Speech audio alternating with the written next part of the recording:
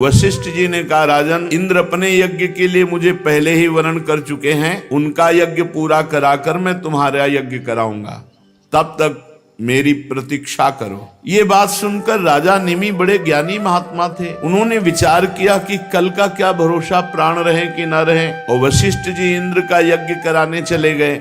परम ज्ञानी महात्मा निमि ने कि ये जीवन तो क्षण भंगुर है, कल के लिए भगवत कार्य नहीं रोकना चाहिए, तो मुझे विलंब करना उचित नहीं है, ऐसा ज्ञान उनके हृदय में स्फुरित हुआ महाराज निमि के। और उन्होंने दूसरे विद्वान महापुरुषों से कहा, जब तक हमारे गुरुदेव वशिष्ठ जी नहीं आते तब तक आप आचार्य रूप में कार्य करें, और जहां वो आ जाएंगे तो पूरा कार्य वो संभालेंगे। गुरु जी जो वशिष्ठ जी थे इंद्र का यज्ञ संपन्न कराने के लिए गए, और उनके शिष्यों से निमि ने यज्ञ प्रारंभ करा दिया। गुरु वशिष्ठ जी इंद्र का यज्ञ संपन्न करके जब लौटे तो देखा हमारे शिष्यों को आचार्य बनाकर यज्ञ, तो उनका तुम बड़े ज्ञानी बनते हो, हमारा इंतजार नहीं कर सके, मैं शाप देता हूं, तुम्हें अपनी विचारशीलता और ज्ञान और पांडित्य का घमंड है, इसलिए अभी तुम्हारा शरीर पात हो जाए, शरीर छूट जाए। निमि ने कहा, गुरुदेव आपने शाप दिया, क्या ये धर्म के अनुकूल है? मेरा अपराध क्या? आपने व्यर्थ में शाप दिया, इसलिए लोभवश धर्म का आदर ना करके और गुरु होकर के व्यर्थ में शाप दे दिया, इसलिए आपका भी शरीर पात हो जाए, आपका भी शरीर छूट जाए। निमि महाराज तप और ज्ञान से संपन्न विदेहराज निमि तत्काल लागू हुआ, गुरुदेव का भी शरीर पात हो गया, और गुरु वशिष्ठ जी भगवान के स्वरूप, तत्काल लागू हुआ, शिष्य का भी शरीर छूट गया।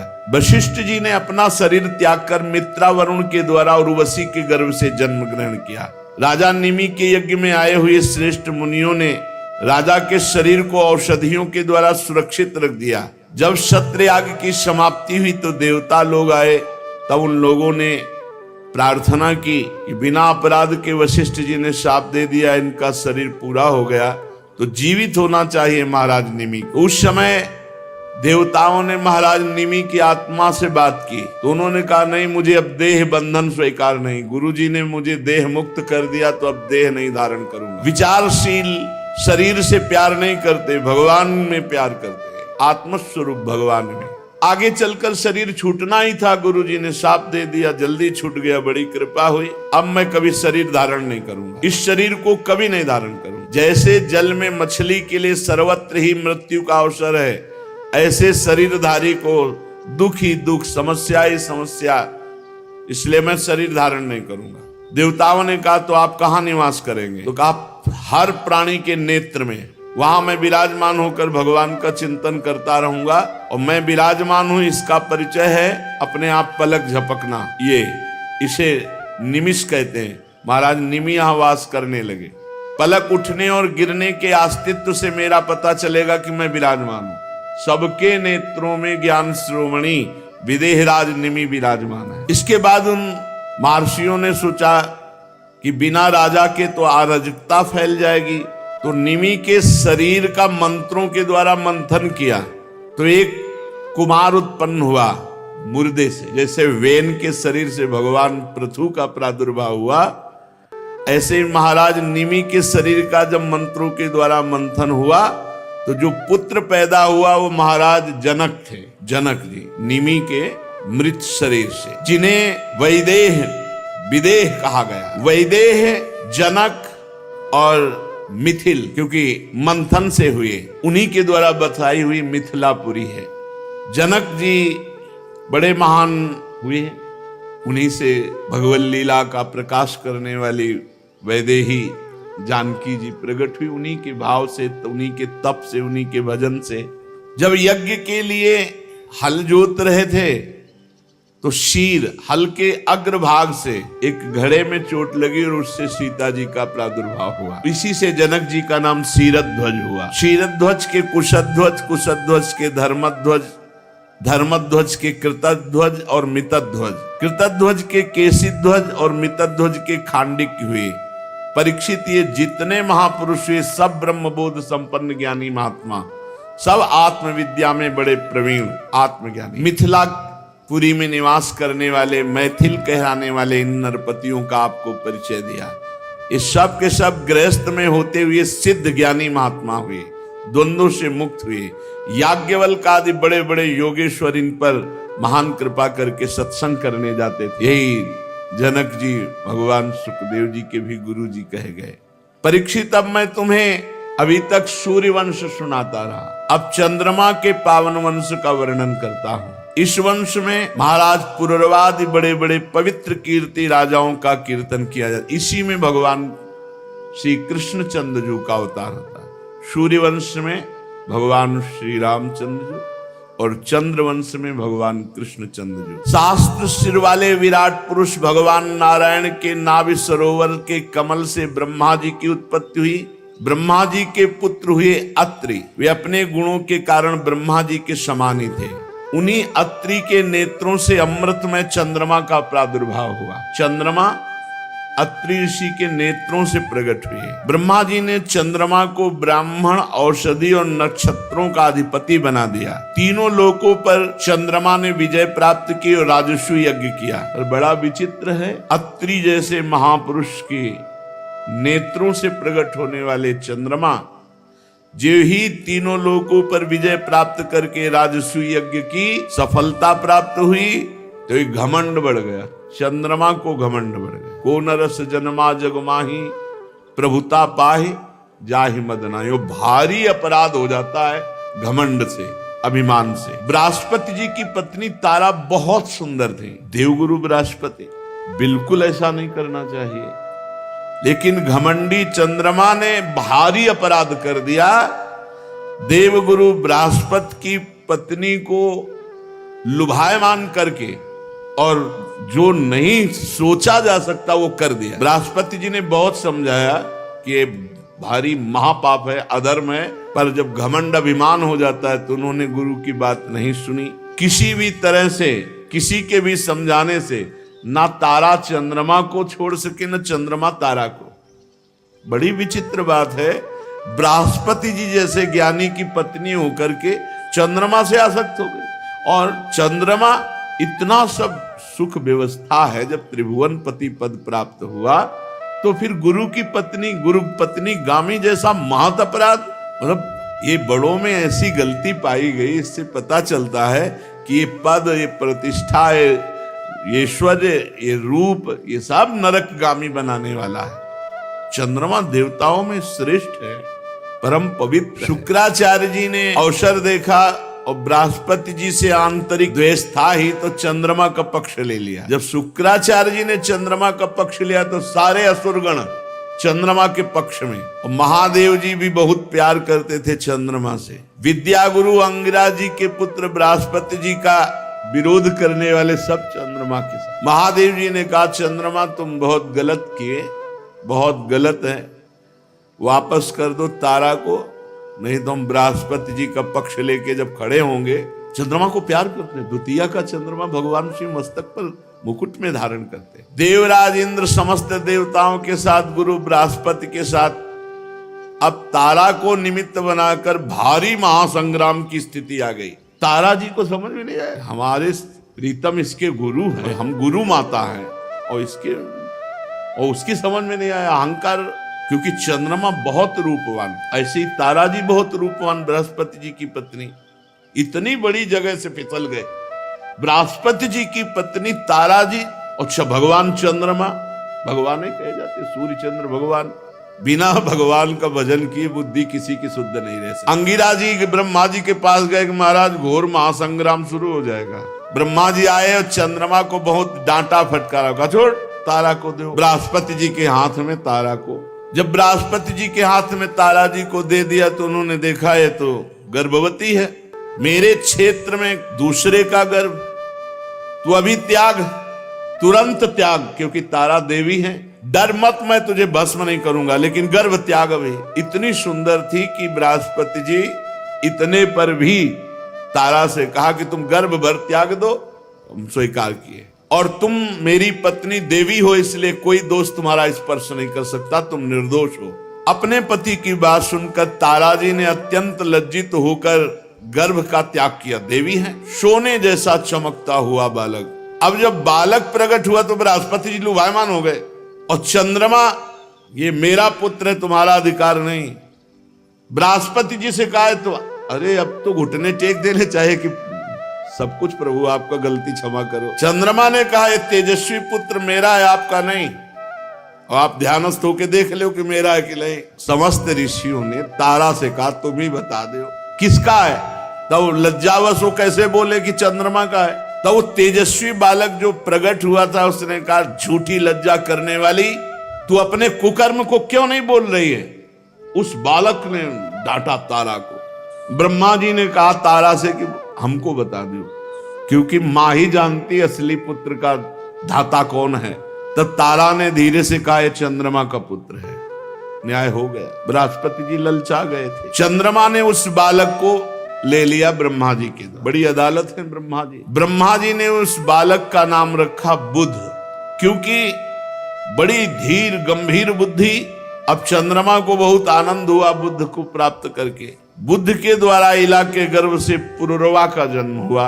एक दिन इंद्र की सभा में देवर्षि नारद जी पुरुरवा के रूपशील गुण उदार संपत्ति वैभव का वर्णन किए तो उर्वशी के हृदय में भाव आ गया और देवांगना सर्वश्रेष्ठ अप्सरा महाराज पुरुरवा को पति रूप में वर्ण करने के लिए भूतल पर आ गए। पुरुष शिरोमणि पुरुरवा मूर्तिमान कामदेव जैसे सुंदर थे।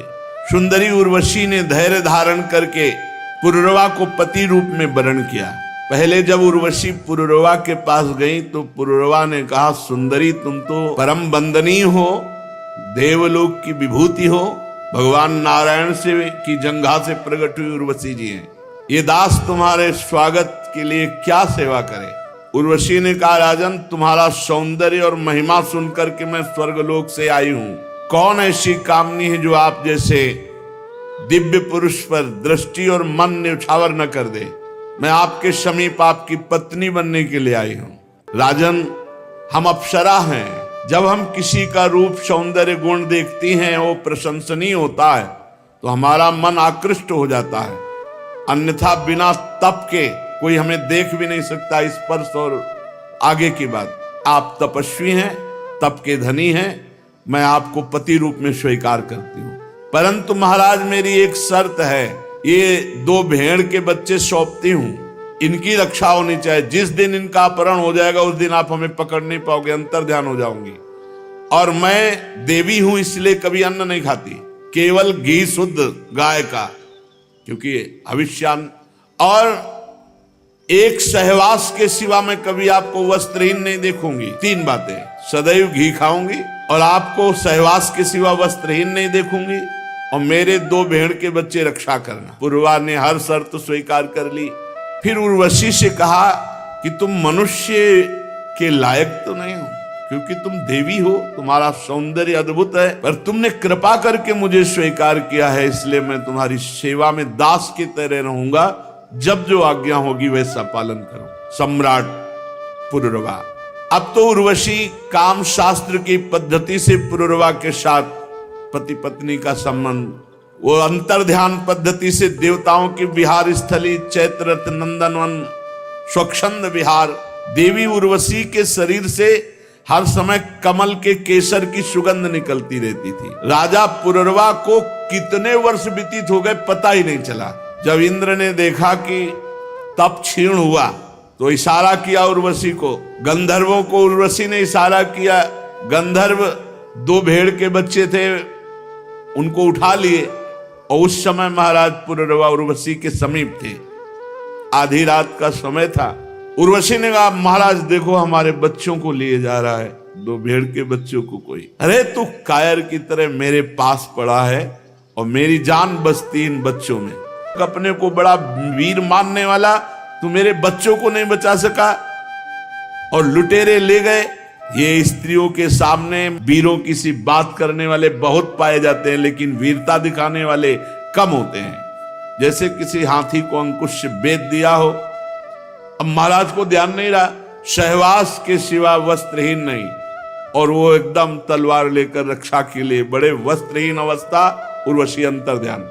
अब जो पागलपन महाराज का चढ़ा, वैसे ही वस्त्रहीन, वस्त्र नहीं धारण किए, जो देखा उर्वशी अंतर ध्यान। अब उनको ध्यान आया कि मेरी गलती हो गई। अब हा उर्वशी विह्वल उन्मत्त पागल की तरह, कभी सरस्वती नदी के तट पर, कभी कहीं विकल, बस एक लगन थी एक बार पुनः देख लूं। उर्वशी जी तो देवी हैं। उर्वशी जी ने दया की, ये सरस्वती नदी के तट पर पागलों की तरह हा उर्वशी हा 5 अपनी सखियों के साथ प्रकट हुई। जे ही उर्वशी जी को देखा तो जैसे प्राण आ गए हो। कहा निष्ठुरे, एक बार तो एक क्षण मेरे से बात कर लेने, मेरे प्राण व्याकुल। तो कहा जाओ महाराज, मैं किसी की नहीं हूं मैं किसी की नहीं हूं। जब तप बढ़ता है तो उस तप को क्षीण करने के लिए मुझे भेजा जाता है। मेरा कोई पति नहीं, मेरा कोई मित्र नहीं, कोई मेरा कुछ अपना नहीं लगता है। महाराज के देवी, ये शरीर, ये चक्रवर्ती सम्राट तुम्हारा दास है, ऐसा मत कहो, नहीं अभी ये मर जाएगा और देखते देखते इसे भेड़िए और गीद खा जाएंगे। स्त्रियों हा करुणा क्रूरा दुर्मर्षा प्रिय सहसा।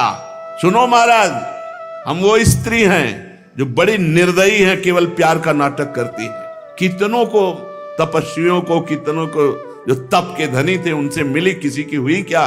क्रूरता मेरे स्वभाव में है। अगर मैं चिढ़ जाऊं तो अपने सुख के लिए बहुत से बड़ा साहस का काम कर सकती हूं। जो मैं स्वार्थ के वशीभूत होकर प्यार की बातें करती हूं, वही मैं उसकी हत्या भी कर सकती हूं। मुझ स्त्रियों के हृदय का सौहार्द तो केवल लुभावने मात्र का होता है। हे तुम्हारे जैसे भोले लोग झूठ मूठ हमारी मीठी मीठी बातों में फंसकर अपना दिल दे बैठते हैं, और हम तप क्षीण होने पर तुरंत उसको लात मार के त्याग दिया और नए पुरुष को स्वीकार किया। यहां तो तप है, देवी है। मृत्यु लोक में अगर अपने सुख से बढ़कर सुख मिलने वाला है, ये सुंदरता का घमंड, ये भोग ईश्वर की लालसा बहुत बड़े बड़े तक है। इसीलिए ब्रह्मा भी नमस्कार करते हैं जो भगवान का भजन करने वाले शरणागत भक्त हैं। फिर भी तुम धीरज धरो, राज राजेश्वर हो, घबराओ मत। तुम्हारी ऐसी ही लालसा है तो तुम्हारा विशुद्ध प्रेम देखकर हम तुम्हें एक वरदान देते हैं। साल में एक बार आएंगी और तुम्हें दर्शन दे के चली जाएंगी, साल में एक बार। राजा पुरुरवा से और उर्वशी से जो संतान हुई वो आगे इस चंद्र वंश को बढ़ाने वाली हुई। एकादशी स्कंद में पुरुरवा को जब उर्वशी से वैराग्य हुआ तब जो वचन आगे आएंगे। महाराज पुरुरवा सिर्फ उर्वशी का ध्यान करते थे, उर्वशी के ध्यान में थे। सोचो, अगर भगवान की एक झलक हो जाए तो फिर कैसे कोई छोड़ सकता है? ये तो मायाकृत शरीर है। महाराज पुरुरवा बहुत सी यज्ञ की, अग्नि देवता को रिझाया और उर्वशी लोक की इच्छा की, वो उर्वशी से मिलूं यज्ञों के द्वारा, यजन करके। त्रेता के पूर्व सतयुग में एकमात्र प्रणव ही मंत्र था, ओम। इसी में वेद समाहित थे, सारे वेद इसी के अंतर्भूत थे।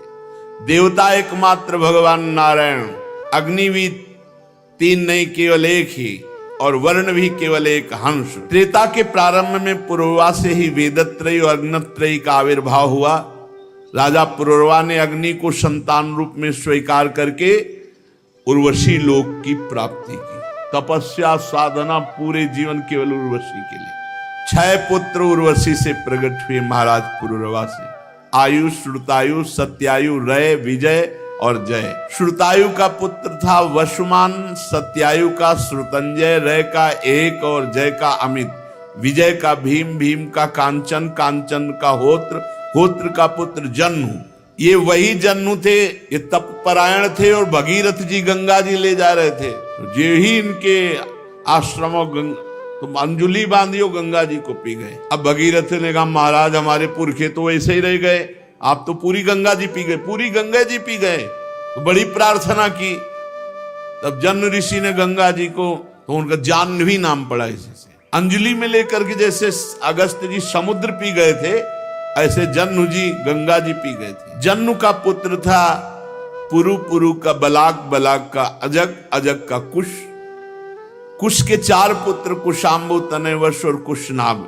इनमें से कुशाम्बुद के पुत्र हुए महात्मा गाधी, विश्वामित्र जी के वंश। गाधी की कन्या का नाम था सत्यवती, बहुत ही सुंदर पवित्र स्वभाव वाली। तो ऋषि ने देखा गाधी की कन्या सत्यवती को, तो जाकर के गाधी जी से कहा कि अब मेरे मन में इच्छा हुई कि मैं गृहस्थी बनूं। तो आपकी पुत्री को देखकर मेरे मन में आया, तो आप मुझे दान कीजिए। ऋषि महात्मा ऐसे, अब वो ना तो नहीं कर सकते थे, सांप का भय है। तो उनका महाराज हमारी कन्या की एक शर्त है, 1000 ऐसे घोड़े लाके आप भेंट में दीजिए जिनका सारा शरीर श्वेत का हो, एक कान केवल श्याम वर्ण हो। 1000 घोड़े, क्योंकि उन्होंने सोचा कहां से लाएंगे ऋषि मुनि। गादी जी की ये बात सुनी, ऋषि मुनि ने ध्यान किया ऐसे घोड़े कहां है, तो पता चला वरुण जी के पास। तो सीधे वरुण जी के पास गए और आदेश किया 1000 घोड़े दे दो। उन्होंने तुरंत दे दिए। ऋषियों में बड़ी सामर्थ्य। अब तो कोई प्रश्न नहीं रह गया महाराज गादी के, अब तो देना पड़ेगा। तो सत्यवती जी को ऋषि मुनि के हाथ पाणी ग्रहण करा। काफी समय हो गया, वो अपने ब्रह्म ध्यान में ही रहते, कभी वार्ता ही नहीं करते सत्यवती से। केवल मन आया था गृहस्थ धर्म में जाएंगे। पर इन महान सती साध्वियों की भी कि कभी उनकी साधना में कोई विघ्न नहीं। एक दिन गाधी जी की पत्नी ने कहा, तुझे पता नहीं तेरे पति कितने सामर्थ्यवान तपस्वी हैं, बात कर। मेरे भी कोई संतान नहीं तेरे सिवा, और तेरे भी कोई संतान नहीं। दोनों ऋषि एक दिन जब ध्यान से उठे तो चरणों में गिर करके सत्यवती जी ने कहा कि हमें और हमारी मां को संतान की इच्छा है। महर्षि ऋषिक ने कहा ठीक है। एक चरु पकाया और चरु पका करके 2 भागों में अलग अलग किया। एक चरु अपनी पत्नी के लिए और एक सास के लिए, और दोनों को अलग अलग बताया। सास को बट वृक्ष का आलिंगन करना और पत्नी को कहा पीपल वृक्ष का आलिंगन करना। सत्यवती की मां ने समझ लिया कि बाबा बहुत जोर का तपस्वी है, अपना संतान वाला चरु जरूर खास बनाया होगा। तो बेटी से कहा कि तुम हमारा चरु ले लो, हम तुम्हारा चरु लेते हैं। वो मोहवश ऐसा नहीं करना चाहिए था, पति का आज्ञा पालन करना चाहिए था, पर वो मोहवश ऐसा।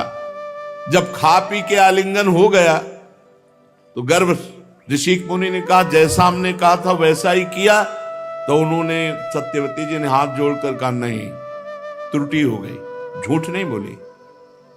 मां ने कहा कि आपने जो हमारे लिए चरु पकाया वो हमें दे दो, तो हमने मोहवशात दे। उन्होंने अनर्थ कर डाला। जानती हो तुम्हारा जो पुत्र होगा वो घोर लोगों को दंड देने में समर्थ और घोर स्वभाव का क्रोधी होगा, और तुम्हारा जो भाई होगा एक ब्रह्मवेत्ता ब्रह्म ऋषि होगा। तुम्हारी मां क्षत्रिय कुल से है गादी, और हम ब्रह्म ऋषि हैं। हमने अपनी संतान ब्रह्म ऋषि को, वो वहां होगी, और तुम्हारे घोर क्षत्रिय स्वभाव का दंड देने वाला नाक में गुस्सा। सत्यवती जी ने समझा था हमारे पति सर्व सामर्थ्यशाली है, तो ठीक समझती, चरण पकड़ लिए। एक ब्रह्म ऋषि की पत्नी के गर्भ से घोर क्षत्रिय स्वभाव वाला प्रकट होना निंदनीय है। भगवान भूल हो गई, आप कृपा करो। तब उन्होंने कहा चलो, पुत्र तो सौम्य ब्रह्म ऋषि होगा, लेकिन तुम्हारा पौत्र जो होगा वो घोर स्वभाव का होगा। सत्यवती के गर्भ से जो ब्रह्म ऋषि प्रकट हुए वो जमदग्नि जी नाम हुआ, और जो पौत्र रूप में प्रकट हुए भगवान परशुराम प्रकट हुए। सत्यवती जी जमदग्नि जी को प्रकट करके अब तपमय शरीर, इतना पति का प्रभाव कि उनका शरीर नदी रूप हो गया, कौशिकी नदी बन गया। रेणु ऋषि की कन्या रेणुका से जमदग्नि जी का पाणी ग्रहण संस्कार हुआ, और रेणुका के गर्भ से जमदग्नि जी के वसुमान आदि कई पुत्र हुए, और सबसे छोटे पुत्र भगवान परशुराम ने। और उधर गाधी तने भगवान विश्वामित्र जी, जो चरु सासु ने पाया था उससे विश्वामित्र जी प्रकट हुए, महान ब्रह्म ऋषि, महान तपस्या से युक्त। परीक्षित कहते हैं कि है वंश का अंत करने के लिए स्वयं भगवान ने परशुराम के रूप में अवतार ग्रहण किया। 21 बार क्षत्रियों का विनाश किया पूरे विश्व के। राजा परीक्षित ने पूछा प्रभु क्या अपराध हो गया क्षत्रियों से कि भगवान परशुराम जी ने 21 बार घूम घूम करके पूरे भूमंडल से क्षत्रियों का विनाश किया। श्री सुखदेव जी महाराज कहा कि परीक्षित, ये उन दिनों की बात है जिस समय है वंश का अधिपति शास्त्राबाहु अर्जुन, वो एक महान बलवान श्रेष्ठ राजा था, और खास बात उसने दत्तात्रेय जी को प्रसन्न कर लिया था, अवधूत शिरोमणि दत्तात्रेय जी, और उनसे 1000 भुजाएं, कभी शत्रु से युद्ध में पराजित न होना, कभी कोई ऐश्वर्य की कमी न होना, जो इच्छा करे वो प्राप्त हो जाना, ये सब वरदान प्राप्त किए थे भगवान दत्तात्रेय जी से। अब अबाध बल, अतुल संपत्ति, तेजस्विता, वीर, कीर्ति, शारीरिक बल, सब कुछ दत्तात्रेय जी से प्राप्त हो गया था। एक तरह से महायोगेश्वर खुद बन गया था दत्तात्रेय जी की कृपा से। शास्त्राबाहु अर्जुन वो ऐसी सिद्धियां जान गया था कि सूक्ष्म से सूक्ष्म, स्थूल से स्थूल वो शरीर धारण कर लेता। बड़ी सिद्धियां उसकी, वो वायु की तरह कहीं भी पहुंच जाता। ऐसी सिद्धियां दत्तात्रेय जी से प्राप्त की। एक बार एक गले में वैजंती माला डालकर बहुत सी सुंदर स्त्रियों के साथ नर्मदा जी में जल विहार कर रहे थे, और उधर रावण नर्मदा के किनारे दिग्विजय करते हुए अपने तंबू लगाए हुए था। 500 भुजाएं इधर, 500 भुजाएं इधर, पूरी नर्मदा के जल को रोक दिया शास्त्राबाहु अर्जुन ने। रावण का शिविर डूबने लगा उधर। तो रावण ने पूछा, बिना वर्षा के कैसे बाढ़ आ गई उल्टा? बोले, महाराज एक वीर है जो स्त्रियों के साथ जल में खेल रहा, खेलते खेलते नर्मदा को उल्टा प्रवाहित कर। तो उनका हमसे बड़ा वीर कौन है? रावण बड़े घमंड में गया, अपने को बड़ा वीर मानता था, और जाके शास्त्राबाहु अर्जुन से अब वीरता की बातें करने लगा। तो उन स्त्रियों को प्रसन्न करने के लिए खिलवाड़ में तो ऐसे रावण को पकड़ लिया शास्त्राबाहु अर्जुन ने, बंदर के समान एक पिंजड़े में बंद करके, और अपनी राजधानी माहिष्मती ले जा करके जहां घोड़े थे वहां पिंजड़ा रख दिया। पिंजड़े में 10 खोपड़ी वाले रावण को 20 भुजा, 1000 भुजा वाला शास्त्राबाहु अर्जुन, और सब सिद्धियां प्राप्त किए।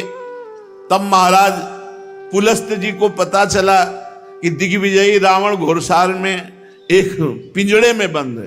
तब जाके शास्त्राबाहु अर्जुन के सामने गए, तो शास्त्राबाहु अर्जुन ने पूजन किया, क्योंकि पुलस्त ऋषि, तो उन्होंने आज्ञा करी कि छोड़ दो, हमारा नाती है।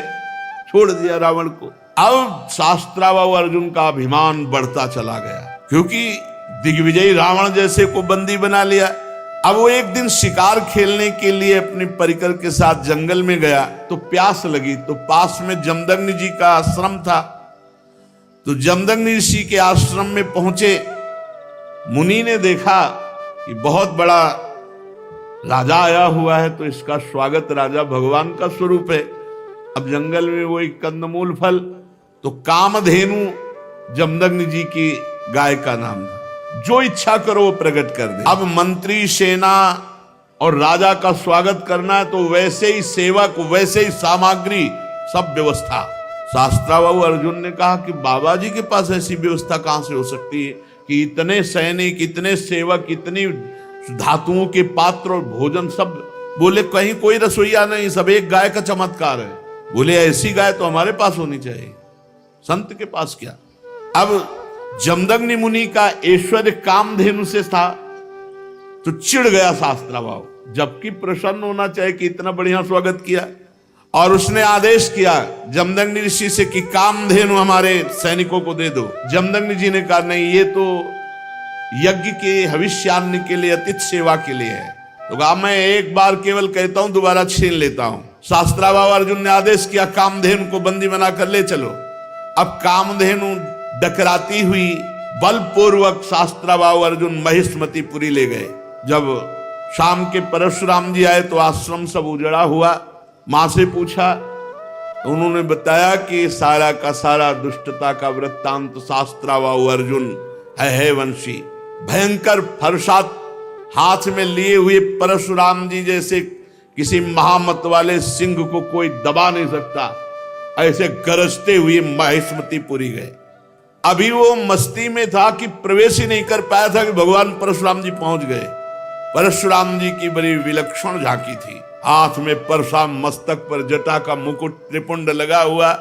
जे भी शास्त्राबाहु अर्जुन झपटा, भगवान परशुराम जी ने जो जटाएं सूर्य की तरह चमक रही थी खोल लिया, और हाथ में फरसा धारण करके बात की बात में सारी सेना को विध्वंस करके, और उसके 1000 भुजाएं जो भगवान अवधूत शिरोमणि दत्तात्रेय जी के द्वारा दी थी, सब काट के गिरा दी। फरसे का ऐसा प्रहार कि कोई सामने नहीं बचा। बाहें, जांघें सब काट काट के। परशुराम जी के बाणों से जब है पति का सर्वनाश हो गया, तो 10,000 लड़के थे शास्त्रावा अर्जुन के, 10,000। भगवान परशुराम जी तो 10,000 लड़के तो अभी नहीं थे इनके साथ, ये अलग थे। सब पूरे परिकर सहित शास्त्रावा अर्जुन को मार डाला भगवान परशुराम जी ने। कामधेनु छुड़ाकर आश्रम में ले आए। माहिष्मतीपुरी के शास्त्रावा अर्जुन का विनाश बड़ा आश्चर्य में। जमदग्नि जी ने कहा, हाय हाय परशुराम, तुम क्या उपद्रव करते हो? अरे राम राम, वो राजा था, गाय ले जा रहा था, ले जाने देते, तुमने हत्या क्यों कर दी? राजा सर्वदेवमय होता है, तुमने अपराध किया। अरे हम लोग ब्रह्म ऋषि हैं, क्षमा हमारा बल है, संसार हमको इसीलिए पूजता है क्योंकि हम क्षमावान हैं। तुम्हारे ब्रह्मा जी भी क्षमा के बल से ही ब्रह्म पद पर स्थित है। ऋषियों की शोभा क्षमा होती है, ये सर्वशक्ति प्रदर्शन नहीं। भगवान तुम पर प्रसन्न हो, अब तुम तप परायण हो, तुमने अपराध किया, राजा का वध किया, ये ब्रह्म हत्या से भी बढ़कर है। जाओ तीर्थों का सेवन करते हुए तप करो और इसका प्रायश्चित कर डालो। भगवान परशुराम जी घुटने टेक कर जमदग्नि जी के आगे जो आज्ञा। अब 1 वर्ष तीर्थ यात्रा करके अपने आश्रम पर आए। परशुराम जी की माता रेणुका गंगा तट पर संध्या के लिए गंगा जल आदि लेने गई थी। वहां एक गलती हो गई माता जी से। आज सत्संग में कहा, नेत्र वाणी कान संभाल के नहीं अपराध बन सकता किसी से भी। तो वहां गंधर्वराज चित्ररथ अप्सराओं के साथ जल विहार कर रहा था। गंधर्वराज के जल विहार करते समय अंग प्रत्यंग और अप्सराओं की वो क्रीड़ा माता जी कुछ क्षण देखती रही। अच्छा लगा, बस कोई कामना नहीं हुई, कोई मलिनता नहीं आई, बस देखती रही, अच्छा लगा। और भूल गई कि संध्या का समय पतिदेव तर्पण आदि के लिए इसमें लिखा हुआ है कि उनका मन गंधर्वराजम क्रीडंतम मत्सरोभिर पश्यत, अच्छा लगा। विलोकयंती क्रीडंत मुदकार्थम नदीम गताहा, उनका मन खिंच गया चित्ररथ की इस अप्सराओं से केल। कहां जमदग्नि जी का एकांतिक भजन में स्वभाव, और माताजी ने जब चित्ररथ गंधर्व की केली देखी अप्सराओं से तो अच्छा लगा। बस ये संध्या का समय बीत गया। भगवान जमदग्नि जी इंतजार कर रहे हैं, ऐसा कैसे हो गया कि संध्या की अवहेलना हो गई और अभी तक रेणुका जल लेकर नहीं आई। अब जो ही होश आया जमदग्नि ऋषि को, भयभीत हो गई कि अब तो भारी अपराध बन गया। वो महर्षि के सामने आई है, गंगा जल का कलश रखा, हाथ जोड़कर खड़ी हो गई। जमदग्नि मुनि ने कहा, मैं देख रहा था तुम्हारा मन चित्ररथ गंधर्व की केली देखने में खिंच गया। तुम अपराधी हो, पापिनी हो, तुम एक ब्रह्म ऋषि की पत्नी होकर ऐसा कैसे देखा? इसका दंड है मृत्यु, ऐसा कठोर शासन। अन्य पुत्रों से कहा, मार डालो इसको, रेणुका को। किसी भी पुत्र की हिम्मत नहीं है। इतने में तीर्थ यात्रा करके भगवान परशुराम जी आए, प्रणाम किया। उनका बेटा, मां और भाइयों को मार डालो। परशुराम जी ने कोई विचार नहीं किया, तत्काल मां और भाइयों के फरसे से गले उड़ा दिए। सत्यवती नंदन महर्षि जमदग्नि जी बहुत प्रसन्न हुए और कहा, बेटा तुम्हारी जो इच्छा हो वरदान मांगो। परशुराम जी ने कहा, मेरी माँ मेरे भाई जीवित हो जाए, उनको ये पता भी न रहे कि मैंने वध किया है। तत्काल जीवित हो गए। भगवान परशुराम जी के ऐसा कहते हुए ऐसे उठ के बैठ गए जैसे सो के, पूरे सकुशल। परशुराम जी को पता था हमारे पिता जमदग्नि जी कितने महान पवित्र ऋषि और तपोबल संपन्न हैं। शास्त्रावाऊ अर्जुन के वध का प्रायश्चित कर लिया था। परशुराम जी एकांत आश्रम के कोने में बैठकर ध्यानस्थ थे। बहुत दिनों के बाद शास्त्रावाऊ अर्जुन के लड़कों के हृदय की जलन, वो आए और देखा महर्षि जमदग्नि अग्निशाला में ध्यानस्थ बैठे हैं। उनको बाहर की कोई शुद्ध नहीं, वो सब प्लान बना के आए थे। पूरे आश्रम को उजाड़ दिया और माता रेणुका बड़ी दीनता से प्रार्थना कर रही थी, एक भी बात ना मानी और जमदग्नि जी का सिर काट ले गए। जमदग्नि जी ध्यानस्थ थे, बड़े नीच कार्य किए आश्रम में। रेणुका जी चीख पड़ी, बेटा परशुराम। ध्यानस्थ थे भगवान परशुराम जी। उनका मां का करुण क्रंदन, भागे फरसा लेकर। जब नजदीक आए तो देखा जमदग्नि जी का सर काट ले गए। परशुराम जी को अत्यंत क्रोध, माता से कहा कि विलाप मत करो, वीर पुत्रों की मां विलाप नहीं करती। आज मैं प्रण करता हूं कि विश्व में क्षत्रियों का संहार कर डालूंगा, एक भी क्षत्रिय विश्व में नहीं रहेगा। अभी पीछे जो आप चरित्र सुन रहे थे, उनमें एक घाघरा के नीचे माई के बालक क्षत्रिय छुपा लिया गया था, जंग ताल जंग, वो क्या उनका नाम विस्मरण हो रहा, जंघा में के पास छुपा लिया था, वही केवल बचा था, उसी से क्षत्रिय वंश चला, पीछे चर्चा में भी आया था।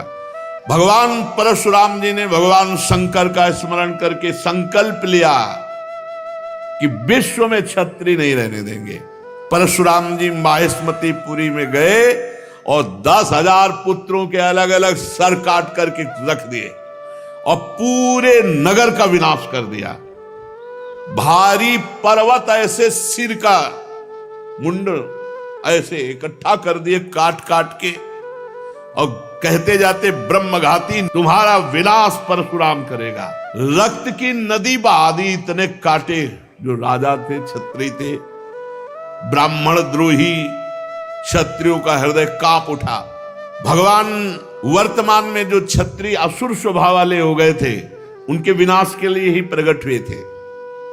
इसलिए अपने पिता जमदग्नि के वध का निमित्त बनाकर 21 बार, एक बार घूम के काट डाला, फिर 2 बार घूम के, 21 बार पूरे विश्व में घूम करके 5 तालाब समंत पंचक में रक्त के बना दिए काट काट के, और फिर अपने पिता का सर जो सुरक्षित रखा हुआ था माता के पास जोड़ा और पुनः जीवित कर दिया। पहले 21 बार क्षत्रियों का विनाश किया, फिर अपने पिता का सर ला के जोड़ा, और फिर बाद में सबके प्रायश्चित के लिए यज्ञ की और 7 दिशाएं जीत करके ब्रह्म ऋषियों को दान कर दी। इसके बाद यज्ञांत स्नान किया और समस्त पापों से मुक्त होकर मेघ रहित सूर्य के समान तेजस्वी परशुराम जी, जमदग्नि जी को स्मृति रूप संकल्प में शरीर की प्राप्ति हुई।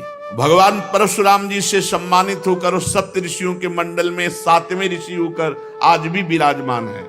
परीक्षित कमल लोचन जमदग्नि नंदन भगवान श्री हरि परशुराम बन करके आए और क्षत्रियों का विनाश करके जगत का मंगल किया।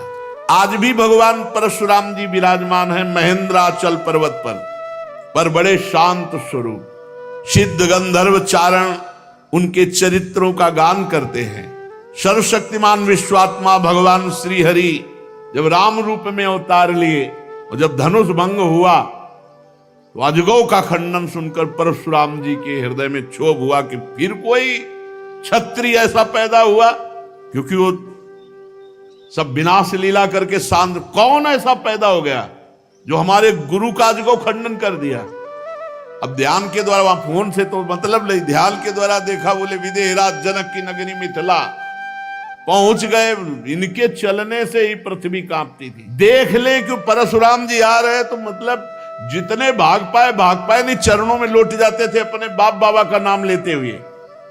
ऐसा सहजई चितवन मनोहरिसाने, ऐसे देख लिए तो समझ गए हमारी आयु पूरी हो गई।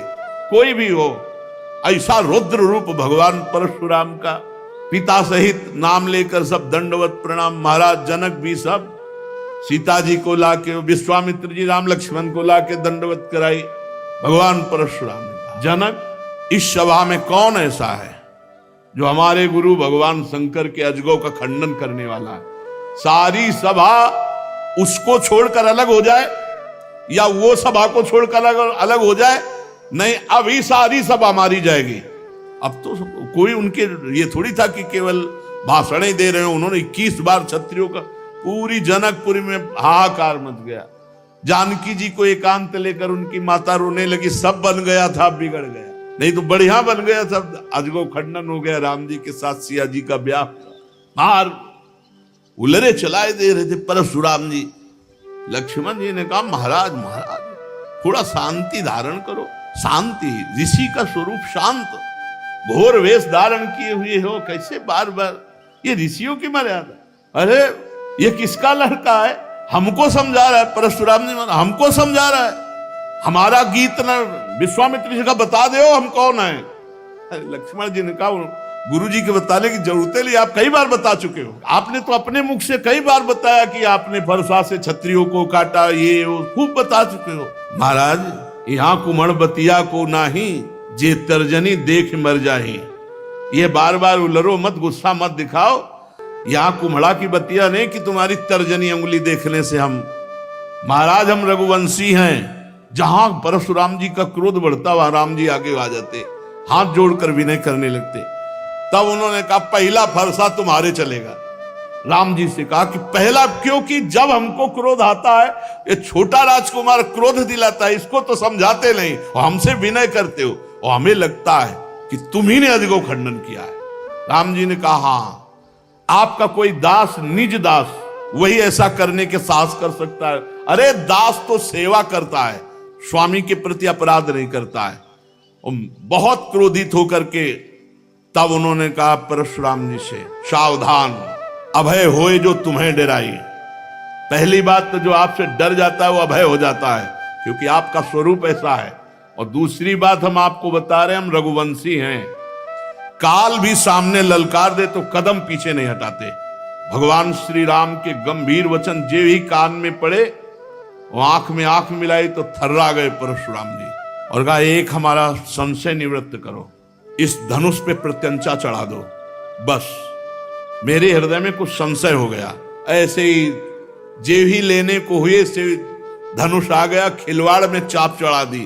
तो उनका भगवान श्री हरि के सारंग धनुष पर चाप केवल श्री हरि चढ़ा सकते हैं। आप श्री हरि हैं, आप हमारे भगवान हैं, और भगवान के चरणों में झुके। और उस दिन जो चाप चढ़ा तो भगवान श्री राम ने कहा आपकी आयु को नष्ट कर दे या आपके तप को नष्ट कर दे, क्योंकि बाण व्यर्थ नहीं जाएगा। तो उनका प्रभु हम तो आपके आश्रित हैं, तप को नष्ट कर दीजिए जिसे हम पुनः कर सकते हैं, लेकिन आयु और अंतर्ध्यान शक्ति आदि को नाश मत कीजिए। भगवान ने परशुराम जी के तप को लक्ष्य बनाकर बेधा, और उस दिन से आज भी शांत स्वभाव से बिना किसी को मारे काटे भगवान महेंद्राचल पर्वत पर विराजमान है। बड़े बड़े सिद्ध गंधर्व भगवान के चरित्र का गान करते हैं।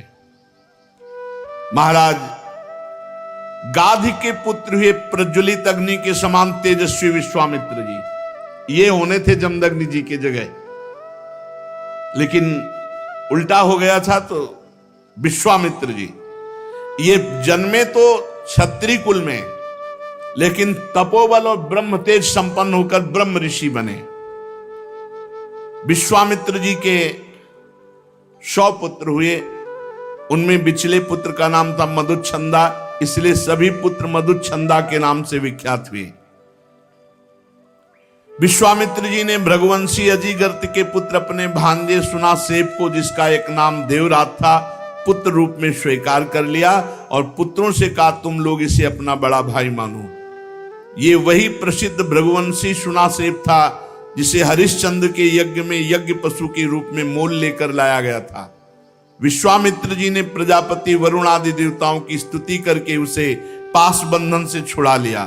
देवताओं के यज्ञ में यही सुनासेप देवताओं द्वारा विश्वामित्र जी को दिया गया, इसलिए देवरात, देवई ही राता, तो देवरात गादी वंश में महान तपस्वी देवरात के नाम से विख्यात हुए। जिन विश्वामित्र जी के पुत्रों ने सुनासेप को बड़ा भाई मानने से इनकार कर दिया, तो विश्वामित्र जी ने क्रोधित होकर शाप दे दिया, जाओ तुम सब म्लेच्छ हो जाओ। तो वही उन्हीं से म्लेच्छों की उत्पत्ति हुई। 49 भाई अलग अलग म्लेच्छ हो गए। तब विश्वामित्र जी ने बिचले पुत्र मधुच्छंदसा से अपने से छोटे 50 भाइयों के लिए आज्ञा की कि इनको धर्म पूर्वक चलाओ, सुनासेप को बड़ा भाई स्वीकार करो। विश्वामित्र जी की आज्ञा का पुत्रों ने जो पालन किया वो उनके कुल में बड़े प्रशंसनीय और धन्य हुए।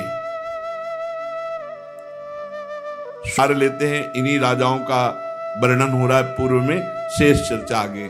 श्री राधा वल्लभ लाल की